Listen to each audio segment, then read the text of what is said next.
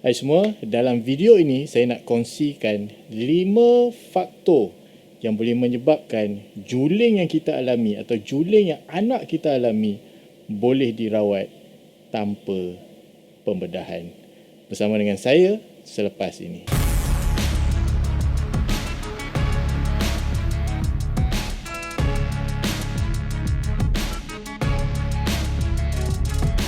Baik, kembali. Hai semua, saya Syahrizal Ridwan, optometris yang bukan sahaja cek kepada power sahaja, tetapi juga cek kepada keadaan stres pada sistem penglihatan supaya kehidupan dalam keadaan yang lebih baik, sama dalam akademik ataupun dalam pekerjaan. Bagi anda yang baru dalam channel ini, saya ucapkan terima kasih kerana menonton video ini, yang klik video ini. Terima kasih saya ucapkan sekali lagi. Tetapi kalau anda baru dan masih belum subscribe dalam channel saya ini, saya minta anda tekan butang subscribe supaya anda tidak terlepas lagi topik-topik yang akan saya bincangkan tentang sistem penglihatan dan kesannya kepada kehidupan seseorang. Jadi sebelum kita teruskan kepada 5 faktor yang boleh membantu seseorang itu pulih daripada juling dan tidak perlu dibedah, saya mengharapkan anda yang menonton video ini supaya kekal menonton sehingga habis. Kerana di penghujung video ini, saya akan kongsikan 3 tip bagaimana kita nak tahu sama ada anak kita, ahli keluarga kita atau diri kita sendiri mungkin berisiko mempunyai juling walaupun kita mungkin tidak pernah mengalami keadaan juling sebelum ini. Kerana keadaan stres bila kita melakukan sesuatu pekerjaan ataupun akademik ataupun menggunakan smartphone atau menggunakan gadget, skrin komputer, faktor-faktor lifestyle ini boleh menyebabkan kita mengalami keadaan juling tanpa kita sedari. Jadi jangan terlambat, kita diagnose daripada diri kita sendiri, kita screening diri sendiri dan saya akan kongsikan pada penghujung video ini nanti. Jadi tanpa membuang masa lagi, jom kita lihat apakah 5 faktor yang boleh menyebabkan seseorang yang telah juling boleh dipulihkan, boleh dirawat dengan kaedah tertentu tanpa pembedahan. Yang pertama, jenis juling yang memang kategori rate of success yang tinggi. Sebenarnya juling ni ada banyak kategori. Walaupun kita lihat ada mata orang tu juling, tetapi dia ada banyak beberapa kategori yang boleh kita klasifikasikan kepada seseorang. Dan kategori inilah yang membolehkan seseorang itu berada pada rate of success ataupun peratusan yang lebih tinggi untuk pulih dengan kaedah rawatan selain daripada pembedahan.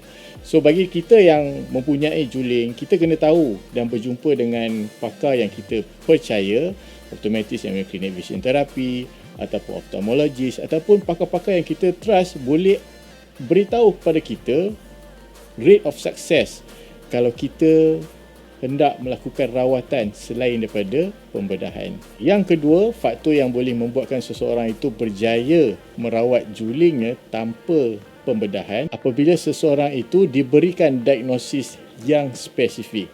Apa maksud diagnosis yang spesifik? Dalam kaedah saya merawat seseorang yang mempunyai keadaan juling, diagnosis spesifik ini maksudnya bukan secara general ataupun secara am ataupun secara kesimpulan saja.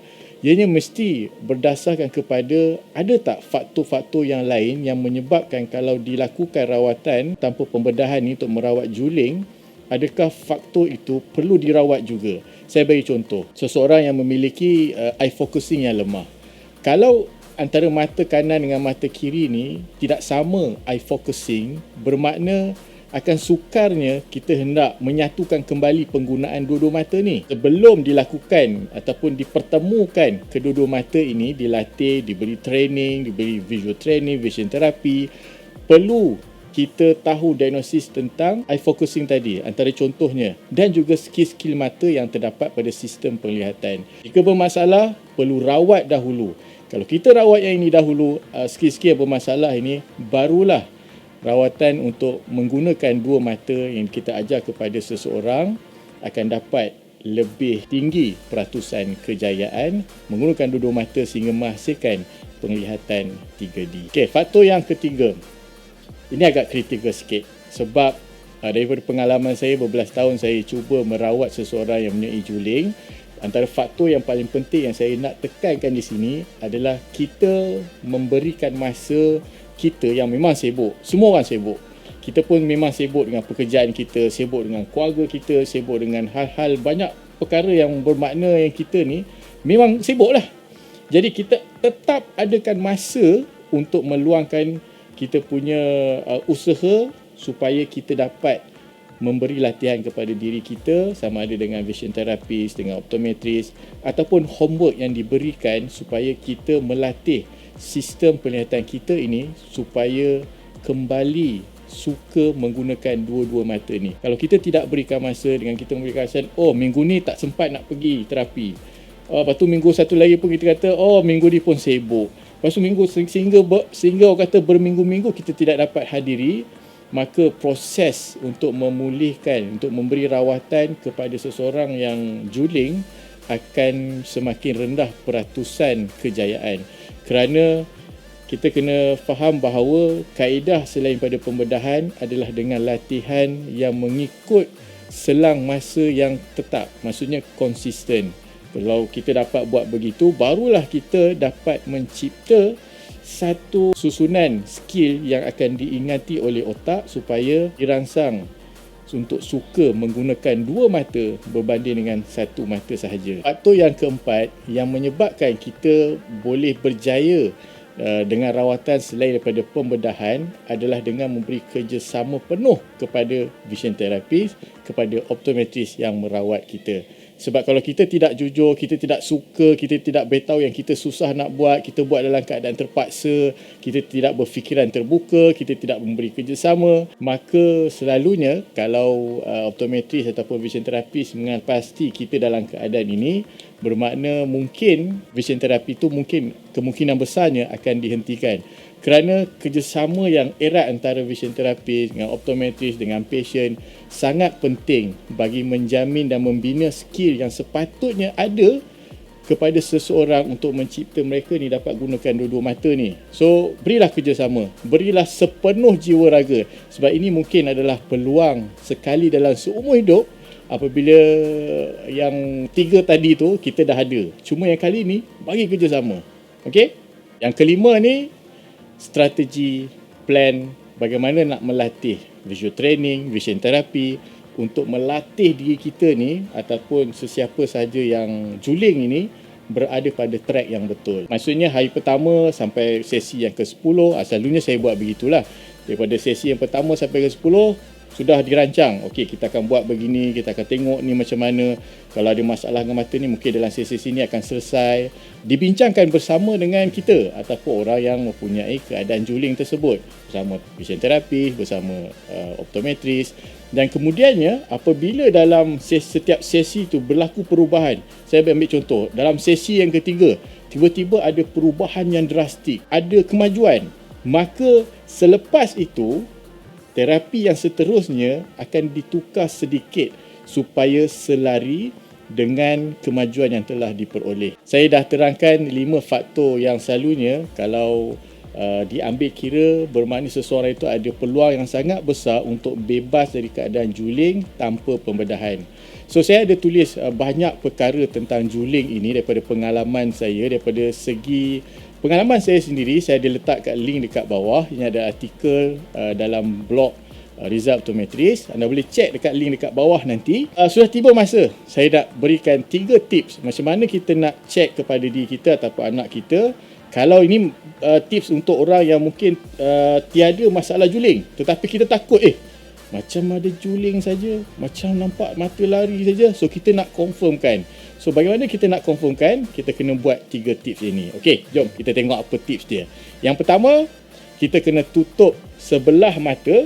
Okey, tak kira lah nak mula mata kanan dulu ke, mata kiri ke, kita tutup lebih daripada 10 saat. So kira lah 1001, 1002, 1003 sambil anak kita ataupun kita tengok sesuatu yang dekat. Lebih kurang jarak macam ni lah, jarak dalam 30 cm macam tu. So tutup dalam 10 saat.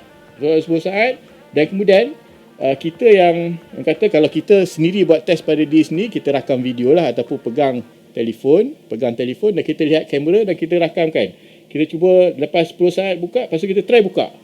Adakah mata yang ditutup itu tengok masih tengok kepada target ataupun kamera smartphone tadi, ataupun dia sudah lari keluar.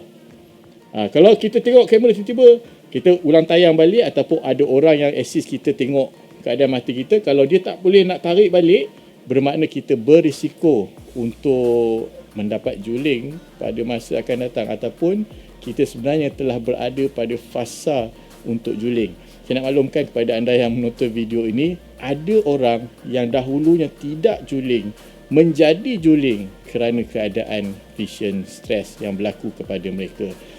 Main smartphone banyak, kemudian banyak kerja komputer, dan memang perkembangan sistem penglihatan itu tidak berada pada track yang betul. Okey, yang kedua, bagaimana kita nak test kepada seseorang adalah dengan ada target juga. Kali ni kita boleh gunakan kamera juga, kamera smartphone pun boleh, ataupun kita ada target, kita nak tengok kalau ada anak kita depan, kita cuba tengok dia daripada jauh sedikit, lebih kurang dalam jarak 50 cm, daripada jauh sikit, kemudian kita tarik supaya mereka pastikan mereka tengok. Dan kemudian kalau dalam jarak yang sejengkal begini, kita beritahu sejengkal sebab ini screening saja. Kalau sejengkal sini, so ada satu mata yang sudah lari, bermakna sistem menggunakan dua mata ini sebenarnya bukan berada pada kualiti yang baik. So ini teknik yang boleh kita gunakan kepada seseorang nak cek risiko juling kepada mereka di masa akan datang. Dan yang ketiga, kalau kita nak tahu kita berisiko ataupun tidak, ataupun anak kita ni berisiko, cuba tangkap gambar selfie. Kalau anak kita, cuba mereka tangkap selfie diri mereka. Tengok kamera betul-betul, kan? Tengok kamera, janganlah tengok dekat skrin, tengok kat kamera tu kita selfie.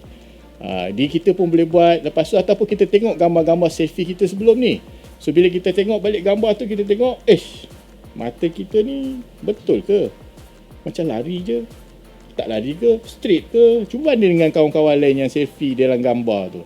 Kalau kita rasa macam, macam kenapa macam mata aku ni lari ni sikit ni, so kita mungkin dapat menjangka bahawa ada something yang kita perlu confirmkan. Kadang-kadang mungkinlah trik daripada sudut mata kita ataupun kedudukan wajah kita ataupun kamera tersebut. Tetapi kemungkinan besar juga disebabkan oleh bila selfie adalah jarak yang dekat, so mata kita ni mungkin dalam keadaan yang penat, so dia tidak lagi menggunakan dua-dua mata. So itu adalah bonus 3 tips yang saya boleh kongsikan. Ingat, kalau anda masih baru dalam channel ini, sila tekan butang subscribe, saya sangat hargai. Dan jangan lupa untuk lihat balik ataupun untuk tahu lebih lanjut tentang juling dari segi sudut pengalaman saya. Sila tekan klik dekat bawah, ada link yang saya bagi yang anda boleh baca, anda boleh tengok. Dan saya ada satu soalan. Kalaulah anda rasa anda dalam keadaan yang seperti macam juling, so apakah perkara pertama yang anda lakukan? So tinggalkan jawapan tersebut dalam ruang komen.